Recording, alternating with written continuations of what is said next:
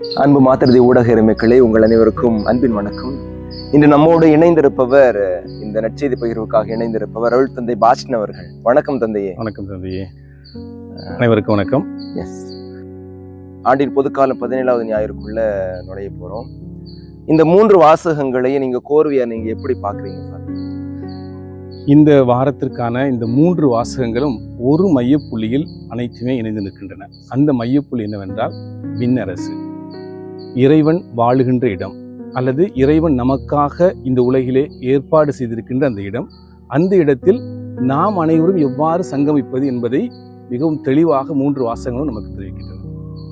Super father, ரொம்ப அழகா குட்டியா சூப்பரா சொல்லிட்டீங்க father. Thank you so very much. இதுல அந்த நற்செய்தி வாசகத்துல நம்ம பார்த்தோம் அப்படின்னு சொன்னா 3 ஓமை கொடுக்கப்பட்டிருக்குது. அதுல இந்த புதையல் ஓமை, வலை ஓமை, முத்து ஓமை, இந்த 3 ஓமைக்குரிய அந்த மைய கருத்து என்ன, மைய இறையல் என்ன, ஏன் நற்செய்தியாளர் இந்த மத்திய நற்செய்தியாளர் இந்த 3 ஓமையும் ஒட்டி கொடுத்திருக்கிறாரு? ஓகே, முதல்ல இந்த கேள்விக்குள்ள நுழைவதற்கு முன்பாக இந்த மத்தேயு 13வது அதிகாரம் என்பது உவமைகள் வாயிலாக பேசப்பட்டிருக்கின்றது. நம்ம கடைசி 2 வாரங்களுமே பார்த்தோம், உவமைகள் வாயிலாக பேசப்பட்டிருந்தது. 3வது வாரமாக இன்று கடைசியில இருக்கிற 3 உவமைகளையும் சேர்த்து இணைத்து கொடுக்கப்பட்டிருக்கிறது. ஆக இந்த 3 உவமைகளும் ஒரே ஒரு புள்ளியில் சேருகின்றது. என்னவென்றால் விண்ணரசு என்று முன்னாடியே சொன்னேன் நான். இந்த ஒவ்வொரு உவமைகள் முடியும் பொழுதும் சொல்லப்பட்டிருக்கிறது, விண்ணரசு இப்புதையலுக்கு ஒப்பாகும், விண்ணரசு இந்நிகழ்ச்சிக்கு, அதாவது முத்தை தேடுகின்ற நிகழ்ச்சிக்கு ஒப்பாகும், விண்ணரசு கடலில் வலை வீசுகின்ற அந்த வலைக்கு ஒப்பாகும் என்று 3ஐயும் இணைத்து அது சொல்லப்பட்டிருக்கின்றது. 3 ஒரு வகையில் இணைந்திருந்தாலும் சற்று வித்தியாசப்படுகிறது. முதல் 2 உவமைகளும் ஒன்றை மையப்படுத்தியும் 3வது உவமை சற்று வித்தியாசமாக இருக்கிறது. என்னவென்று சற்று விவரமாக பார்ப்பதற்கு முன்பாக, விண்ணரசு என்றால் நாம் அனைவருமே கேள்விப்பட்ட ஒன்று. அது குழந்தை மனம் படைத்தவர்களுக்காக உள்ளது. மத்தேயு 5வது அதிகாரம் 3வது வசனம் சொல்ற போல, ஏழையரின் உள்ளத்தோர் பேறு பெற்றோர், ஏனெனில் விண்ணரசு அவர்களுக்கு உரியது. அதே போல 5வது அதிகாரம் 10வது வசனத்துல, நீதியின் பொருட்டு துன்பப்படுவோர் பேறு பெற்றோர், ஏனெனில் விண்ணரசு அவர்களுக்கு உரியது என்று சொல்லப்பட்டிருக்கு. அதோடு மட்டுமல்ல, ரோமேயருக்கு எழுதிய திருமுகத்துல 14வது அதிகாரம் 17வது வசனத்துல சொல்லப்பட்டிருக்கு, இறையரசு என்பது நாம் உண்பதையும் குடிப்பதையும் அடிப்படையாக கொண்டதல்ல, மாறாக தூய ஆவியருளும் நீதி, அமைதி, மகிழ்ச்சி ஆகியவற்றை அடிப்படையாக கொண்டது. இப்ப இந்த அடிப்படையில ஒரு விண்ணரசு அமைந்திருக்கிறது என்றால், அந்த விண்ணரசில் நாம் எவ்வாறு நுழைய வேண்டும் அல்லது நாம் எவ்வாறு இருக்க வேண்டும் என்பதை சொல்வதுதான் இந்த 3 உவமைகளும். அதுல முதல் உவமையை நம்ம எடுத்துட்டோம்னா புதையல் உவமை. இந்த புதையல் உவமையில ஒரு புதையல் இருக்கின்றது. அந்த புதையல்ல ஒருத்தர் பார்க்கிறாரு. பார்த்த உடனே அந்த புதையலை மட்டும் எடுக்கணும்னு விரும்பல, அந்த முழு நிலத்தையுமே அவர் வாங்கணும்னு விரும்புகிறார். இப்ப முழுவதுமாக அது சொந்தமாக்கி கொள்கிறார். இன்னொரு உவமையில, முத்து உவமையில முத்தை தேடி செல்றாரு. அந்த முத்தை பார்த்த உடனே அந்த முத்தை எப்படியாவது வாங்கணும் அப்படின்னு நினைக்கிறாரு. இது 2லையுமே தன்னுடைய இருக்கிறத எல்லா சொத்தையும் வித்து அந்த உவமையை வாங்கணும்னு நினைக்கிறாரு. அப்படின்னா நம்ம இதுல என்ன புரிஞ்சுக்கலாம்னா, இந்த புதையல் என்பதோ முத்து என்பதோ நம்முடைய சக்திக்கு மீறிய ஒன்று, அல்லது நம்ம இப்படி புரிஞ்சுக்கலாம், நாம் முக்கியத்துவம் கொடுக்கக்கூடிய ஒன்று, நமக்கு முக்கியமான ஒன்று. அப்படி உள்ள ஒன்றை எதை விற்றாவது நாம் அதை வாங்க வேண்டும், எதை செய்தாவது நாம் அதை அடைய வேண்டும் என்பதுதான் இங்கே உள்ள புரிஞ்சிக்க வேண்டிய ஒரு விஷயம். அப்படின்னா இது எதை பற்றி சொல்லுதுன்னா, விண்ணரசை பற்றி சொல்லுது. விண்ணரசு என்பது இந்த உலகத்துல நமக்கு இறைவன் கொடுத்திருக்கின்ற எல்லா வரங்களையும் விட, நாம் வாழுகின்ற எல்லா சூழ்நிலைகளையும் விட, நம்மிடம் இருக்கின்ற எல்லா உறவுகளையும் விட ஒருபடி மேலானது. நாம் முக்கியத்துவம் கொடுக்கக்கூடிய ஒன்று. அதை நாம் எதை தியாகம் செய்து வேண்டுமானாலும் அதை நாம் அடைய வேண்டும் என்பதுதான் நம்ம இந்த 2 உவமைகள்ல நம்ம புரிஞ்சுக்கிற ஒன்று. 3வது உவமை, அதே விண்ணரசை நோக்கி சொல்லியிருந்தாலும் சற்று வித்தியாசமாக சொல்லப்பட்டிருக்கு. என்னவென்றால், இது வலை வீசப்படுகிறது. அந்த வலையிலே அனைவரும், எல்லா மீன்களும் அங்கே வருகிறது அந்த வலையில. அதுபோல விண்ணரசில் அனைவருமே ஒன்றித்து ஒருங்கே இணைவதற்கு அல்லது ஒன்றித்து இருப்பதற்கு தகுதியானவர்கள்.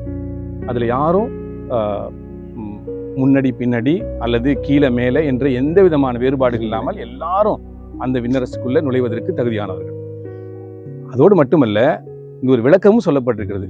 அதுலதான் இங்க வந்து வித்தியாசப்பட்டிருக்கிறது. அந்த விளக்கம் என்னவென்றால், இறுதி நாளில் எப்படி நடக்கும்? எப்படி என்றால், அதை நாம் பிரிப்பதல்ல, மாறாக கடவுள் நல்ல மீன்களையும் கெட்ட மீன்களையும், உபயோகமானதையும் உபயோகமற்றதையும் தனியாக பிரிப்பார் என்றது முடிக்கப்பட்டிருக்கிறது. அப்படி என்றால் நாம் இந்த கடைசி உவமையை எப்படி புரிந்து கொள்ள வேண்டும் என்றால், முதல் இரண்டிலே நாம் விண்ணரசை அடைய வேண்டும். எதையாவது செய்தாவது நாம் விண்ணரசை அடைய வேண்டும். அப்படி அடைகின்ற அந்த விண்ணரசு சும்மா ஏதோ அடைந்து விட்டோமே, நாம் அப்படியே இருந்து விடலாம் என்று அல்ல, மாறாக அதற்கு தகுதியுள்ளவர்களாக வாழ வேண்டும். அப்படி இல்லாத பட்சத்தில் நாம் அதிலிருந்து விலக்கி வைக்கப்படுவோம் கடைசி காலத்தில் என்று இந்த 3 உவமைகளும் சொல்லப்பட்டிருக்கிறது. ரொம்ப அருமையா சொன்னீங்க ஃபாதர். அதாவது இப்போதைக்கு பிராக்டிக்கலா நமக்கு என்ன தேவை அப்படின்னு சொல்லிட்டு ரொம்ப அருமையா சொன்னீங்க. அந்த முதல் 2 உவமைகளும் எப்படி ஒண்ணா ஒட்டி போகுது, அதாவது 3வது உவமையாக சொல்லப்பட்ட அந்த வலை உவமையானது எப்படி போகுது அப்படின்னு சொல்லிட்டு ரொம்ப தெளிவா சொன்னீங்க. இதை நம்ம பிராக்டிக்கல் லைஃப்ல, நம்முடைய வாழ்வியல் நெறிகள்ல, வாழ்வியல் முறைகள்ல எப்படி நம்ம இதை எடுத்துக்கலாம் ஃபாதர்? ஓகே ஃபாதர், நல்ல ஒரு கேள்வி. இந்த கேள்விக்கு நுழைவதற்கு முன்பாக இந்த கடைசியா ஒரு பகுதி வந்து முடிக்கப்பட்டிருக்கிறது. அதுல வந்து பாத்தீங்கன்னா ரொம்ப அழகா சொல்லியிருக்குது. விண்ணரசு பற்றி கற்றுக்கொண்ட எல்லா மறைநூல் அறிஞரும் தம் கருவூலத்திலிருந்து புதியவற்றையும் பழையவற்றையும் வெளிக்கொணரும் வீட்டு உரிமையாளரை போல் இருக்கின்றனர் என்று சொல்லப்பட்டிருக்கிறது. அதை நம்ம எப்படி புரிஞ்சுக்கலாம் அப்படின்னா, இன்னைக்கு நம்மிடம் அதற்கான பொறுப்பு கொடுக்கப்பட்டிருக்கின்றது. ஒவ்வொருவரிடம் அதற்கான பொறுப்பு கொடுக்கப்பட்டிருக்கின்றது. நாம் அனைவருமே ஏதோ நான் பழைய காலத்தில் வாழ்கிறேன், பழைய சிந்தனையிலே வாழ்கிறேன், பழைய சித்தாந்தத்திலே வாழ்கிறேன் என்பதல்ல, மாறாக அதை இன்றைய சூழ்நிலையில் நாம் எவ்வாறு பயன்படுத்த வேண்டும் என்பதைத்தான் இது சொல்லுது.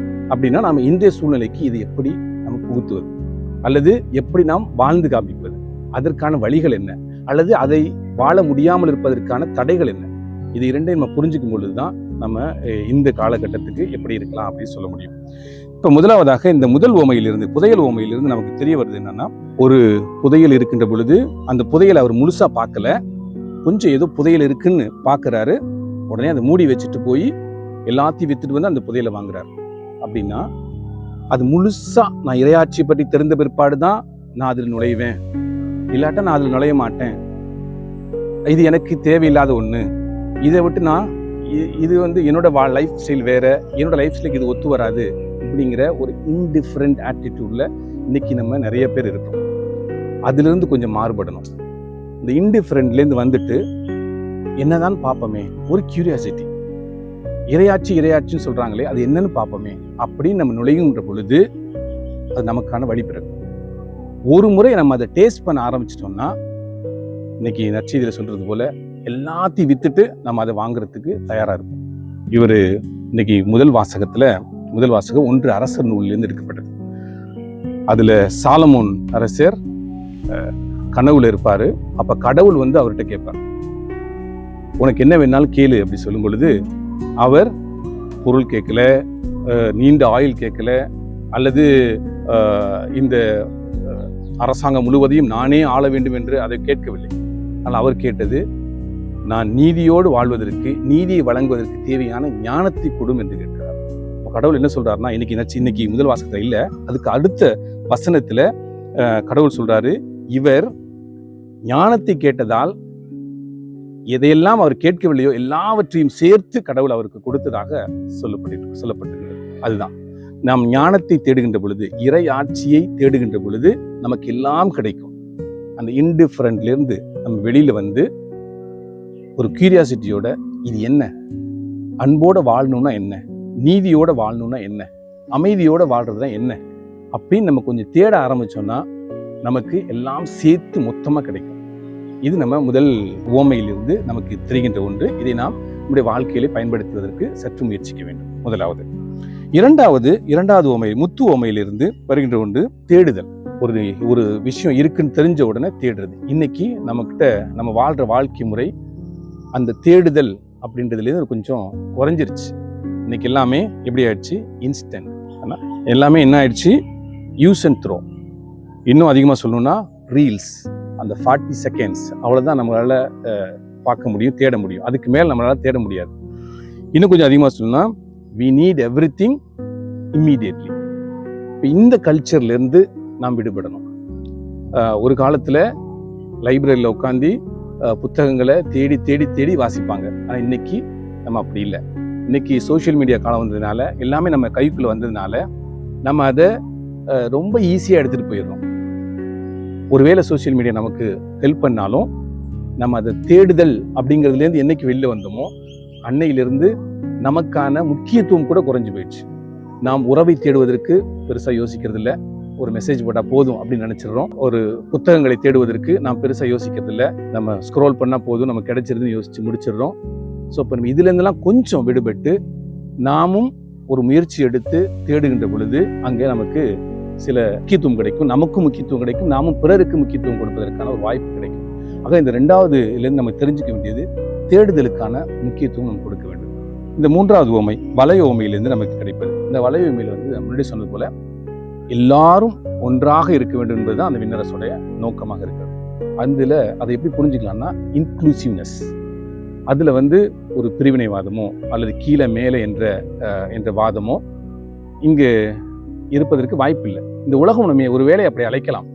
ஆனால் விண்ணரசு, அந்த விண்ணரசி கட்டி எழுப்புகின்ற நாம் அவ்வாறு இருப்பதற்கு வாய்ப்பே இருக்க முடியாது. நமக்கு இருக்கின்ற ஒரே வாய்ப்பு இன்க்ளூசிவ்னஸ், அனைவரையும் ஒன்றிணைந்த ஒரு வளர்ச்சி அல்லது அனைவரையும் ஒன்றிணைந்த ஒரு வாழ்க்கை. அந்த ஒரு வாழ்க்கையில நாம் வாழ்கின்ற பொழுது இந்த மூன்று உவமையுமே நமக்கு மிகப்பெரிய ஒரு பாடத்தை கற்றுத்தருக்கலாம். ரொம்ப அருமையா சொன்னீங்க father. You are so practical. என்ன அப்படின்னு சொன்னா, புதையல் உவமையில என்ன அப்படின்னு சொன்னா, தெரிந்தோ தெரியாமலோ ஆனால் எனக்கு ஒன்று தென்படுகிறது, எதை கொடுத்தேனும் அதை நான் பெற்றுக்கொள்ளணும் அப்படிங்கிற ஒரு அவா இருக்குதுல்ல, அது என் வாழ்வை கொடுத்தேன்னு பெற்றுக்கொள்ளணுங்கிற அவா, அது ரொம்ப நல்லா இருந்துச்சு. அப்புறம் அந்த வலை உவமையில சொல்லப்பட்டது இன்க்ளூசிவ்னஸ், எல்லாவற்றையும் தன்னகத்தையே கையாளுகிற அந்த விதம் இருக்குதுல்ல, அதே போல அந்த முத்து உவமையில சொல்லப்பட்டது ரொம்ப அருமையா சொன்னீங்க ஃபாதர்.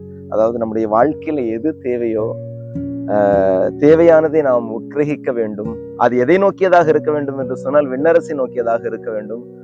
நீங்க ஜென்சிக்கு சொன்னது ரொம்ப நல்லா இருந்துச்சு. இப்ப நம்ம பார்க்கக்கூடியது இந்த நம்மளுடைய அட்டென்ஷன் ஸ்பேன் ரொம்ப கம்மியாயிடுச்சு அப்படின்னு சொல்றாங்க. நீங்க சொன்னது போல 40 செகண்ட்ஸ் சொல்றாங்க, 2 நிமிஷம் தான் இருக்குது அப்படின்னு சொல்றாங்க. இதை சைக்காலஜில சொல்ல போனா டோபமைன் ஹைஜாக்குங் அப்படின்னு சொல்றாங்க. டோபமைன் ஹைஜாக்னா நம்மளுடைய மூளையிலிருந்து சென்ட்ரல் நர்வஸ் சிஸ்டத்துல வரக்கூடிய ஒரு டோபமைன்ங்கிற ஒரு கெமிக்கல் என்ன செய்யுது அப்படின்னு சொன்னா, அதை ஈஸி அந்த ரீல்ஸ்லாம் ஹைஜாக் பண்ணிடுது அப்படின்னு சொல்றாங்க. அப்போ இந்த ஜென்சி தலைமுறை எங்கெங்கேயோ போகுது, அதனால நம்மளுடைய அட்டென்ஷன் ஸ்பேன் ரொம்ப கம்மியா இருக்குதுன்னு சொல்லி அழகா ஓமை வாயிலிருந்து நீங்க சொன்னது ரொம்ப நல்லா இருந்துச்சு ஃபாதர். உண்மையிலேயே இன்னைக்கு நீங்க சொன்னது இன்னைக்கான 17வது ஆண்டின் பொதுக்காலம் 17வது ஞாயிறு நீங்க சொன்னது எங்களுக்கு கொடுக்கப்பட்ட தனிப்பட்ட அழைப்பு அப்படின்னு சொல்லி நாங்க பாக்குறோம். உண்மையிலேயே ஃபாதர் நீங்க எங்களுக்கு சொன்னது நாங்க ஒரு வரமாக நினைக்கின்றோம். இவ்வளவு தூரம் உங்களுடைய நேரத்தை ஒதுக்கி எங்களுக்கு சொன்னதுக்காக thank you so very much father. ரொம்ப நன்றி. தேங்க்யூ. மாத்திருதி ஊடக இறை மக்களை நீங்களும் இவ்வளவு தூரம் தந்தை சொல்லதையும் நாங்க சொல்றதையும் கேட்டதுக்காக, உங்களுக்கு மனசுல நிறைய கேள்விகள் இருக்கலாம். ஒருவேளை உங்களுக்கு ஏதாவது கேள்விகள் இருந்துச்சு அப்படின்னு சொன்னா நீங்க கமெண்ட் பாக்ஸ்ல சொல்லுங்க. உங்கள் அனைவருக்கும் எங்கள் தாழ்ந்த நன்றியும், மேலும் நீங்க இது மாதிரி ஏதாவது வேணும் அப்படின்னு சொன்ன கமெண்ட் பாக்ஸ்ல நீங்க சொல்றது மூலமா இன்னும் அதிகமாக ஆண்டவருடைய இறை வார்த்தையை சேர்ந்து அறிவிப்போம். ஏனென்று சொன்னால் இது ஒருவருடைய முயற்சி அல்ல, சேர்ந்து அறிவிக்கக்கூடிய கூட்டு முயற்சி. எனவே உங்கள் அனைவருக்கும் எங்கள் மனமார்ந்த நன்றிகள். தேங்க்யூ.